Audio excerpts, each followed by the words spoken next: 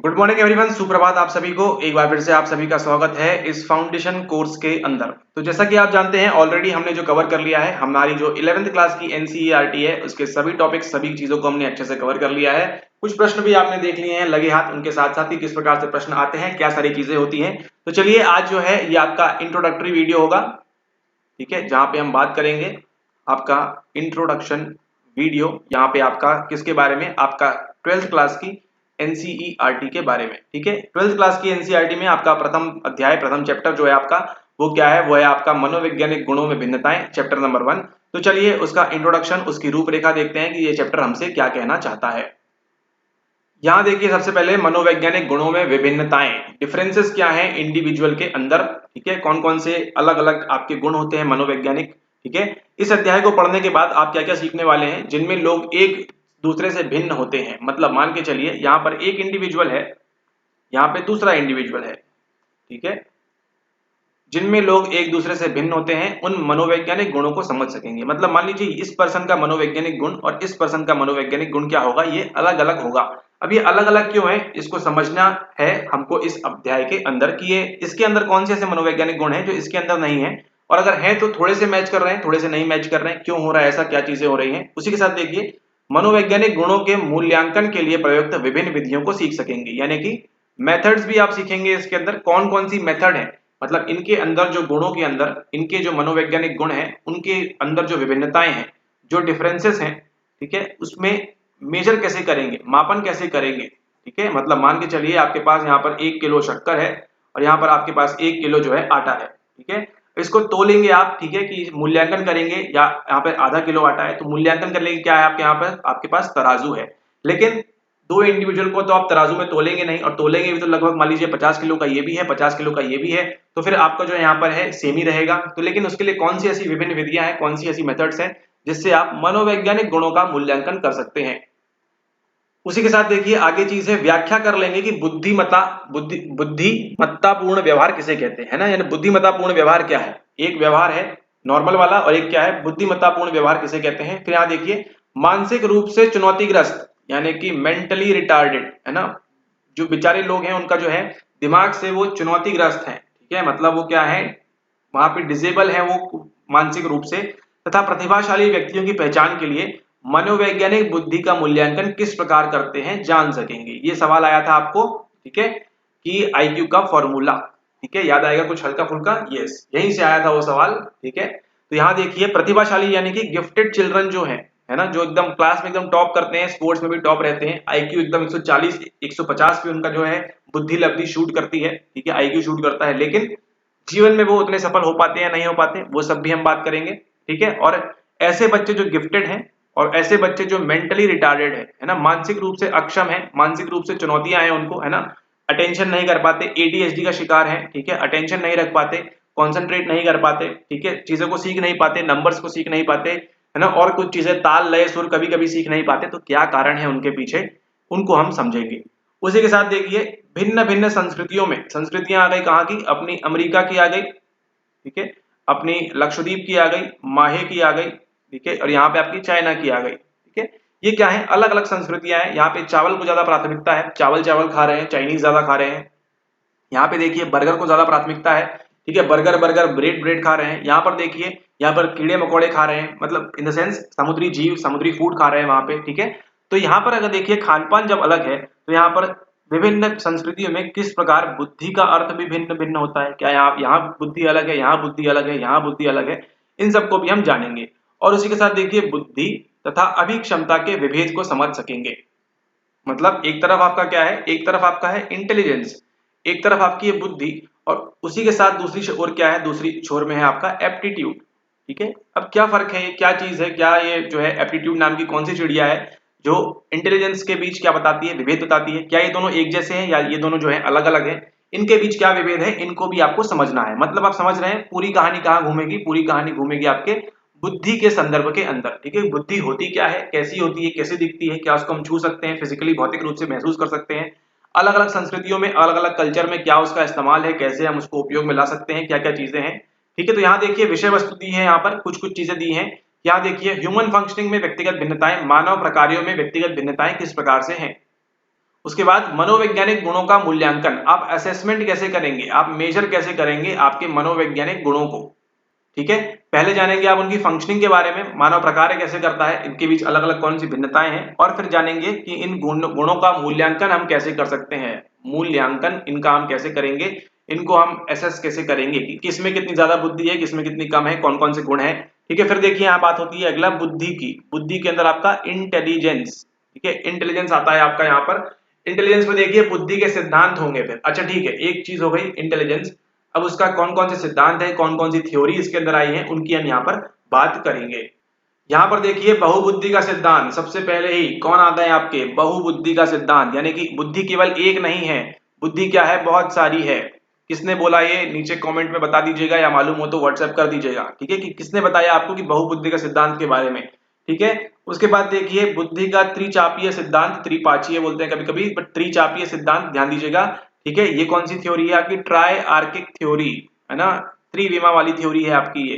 ठीक है, त्रिविमा वाली थ्योरी है, ट्रायर्किक थ्योरी किसने दी है, एक सवाल भी दिखाया था आपको। ठीक है, कि जहां सवाल बनता है वहां पर। उसके बाद देखिए बुद्धि की योजना, अवधान भाव प्रबोधन तथा सहकालिक अनुक्रमिक मॉडल। ठीक है, अर्थात किसकी बात कर रहे हैं, 1994, कौन सा मॉडल आपका, पास मॉडल, पास मॉडल की बात हो रही है यहाँ पे।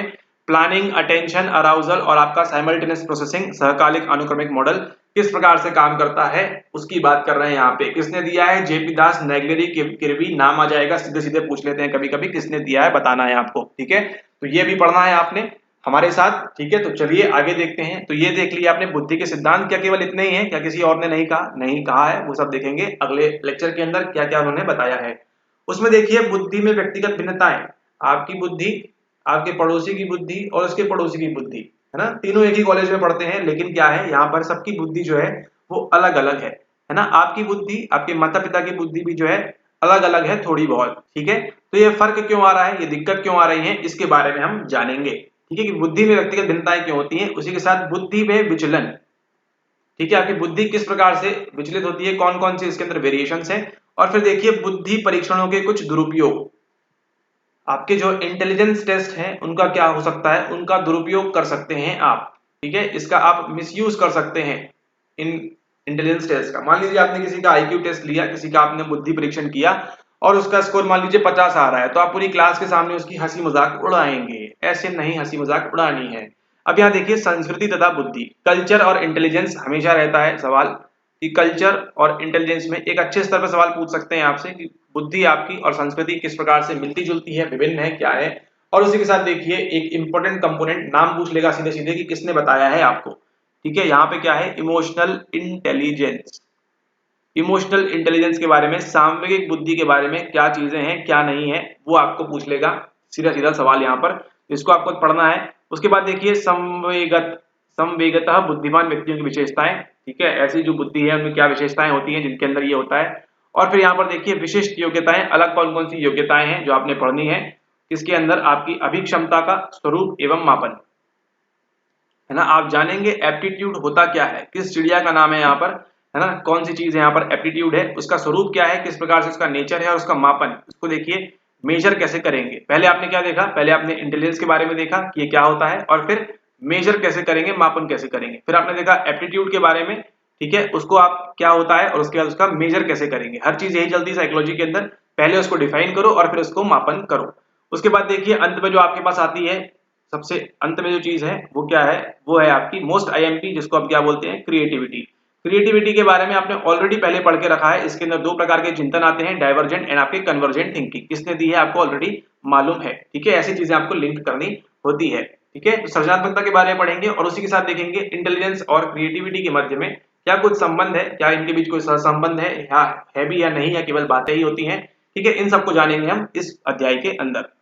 ठीक है, तो ये था आप लोगों के लिए इंट्रोडक्शन यहाँ पर, कि आपको इस अध्याय के अंदर अभी हम अगले लेक्चर से, जो हमारा आपका लेक्चर होगा लेक्चर नंबर 26, जहां से हम स्टार्ट करेंगे आपकी 12वीं कक्षा की एनसीईआरटी डिटेल में, डीप में वहां बातें करेंगे, जिसके अंदर आपका टॉपिक क्या है, आपका टॉपिक मेनली किसके अराउंड घूमेगा, आपके इंटेलिजेंस के अराउंड घूमेगा, आपकी बुद्धि के आसपास घूमेगा।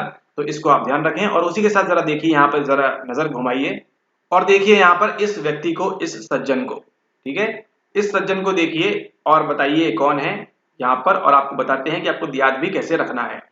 ट्राई आर्किक थ्योरी अभी हमने बताया था किसने दी है, ये दी है आपको ट्राइआर्किक थ्योरी यानी त्रिचापीय सिद्धांत के बारे में कौन बात करता है, वो बात करते हैं आपके सर मिस्टर रॉबर्ट स्टर्नबर्ग। ठीक है, तो ये स्टर्नबर्ग जो है आप यहाँ स्क्रीन के ऊपर देख रहे हैं, ये वही मिस्टर रॉबर्ट स्टर्नबर्ग हैं जो किसके बारे में बताते हैं आपको, जो आपको त्रिचापीय बुद्धि के बारे में बताते हैं, उसका सिद्धांत है उसके बारे में बताते हैं। अब आपको याद कैसे रखना है ट्राइआर्किक के बारे में, ट्री के बारे में। अब यहाँ पर इस इमेज को देखिए, इस इमेज को अपने मन में बसा लीजिए, जैसे आपने मन में बसा लिया है कई सारी चीजों को, उस प्रकार से देखिए, एक हाथ, दो हाथ और ये तीसरा समझ लीजिए मुंह, इस प्रकार से 1 2 3 इस प्रकार से पिरामिड बनेगा। आगे आपको वो एडवांस लेक्चर का पार्ट है, बट यहाँ पर पिरामिड बनता है, तो पिरामिड में एक टी, दूसरा टी और तीसरा टी, यानी कौन सी थ्योरी है, ये आपकी ट्राइआर्किक थ्योरी है। आई गेस अब आप जीवन में कभी नहीं भूलेंगे कि बुद्धि का, अगर आपने ये लेक्चर देखा है तो, त्रिचापीय सिद्धांत को किसने दिया, ये दिया है आपको रॉबर्ट स्टर्नबर्ग ने।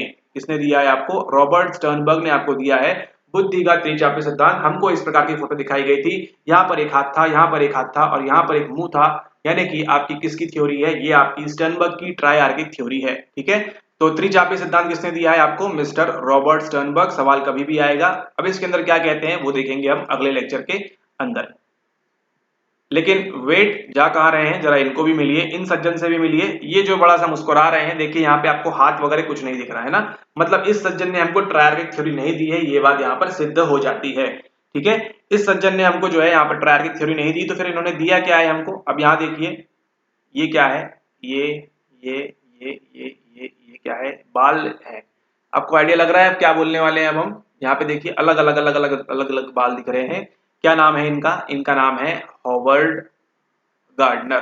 ठीक है, हॉवर्ड गार्डनर ने क्या दिया है आपको, आपको दिया है यहाँ पर बहु नहीं दी है, बहुबुद्धि का सिद्धांत आपको दिया है। यानी मल्टीपल इंटेलिजेंस की बात कौन करेगा, आपको सर हॉवर्ड गार्डनर करेंगे, जिनके बाल इस प्रकार से अलग अलग दिशाओं में घूम रहे हैं।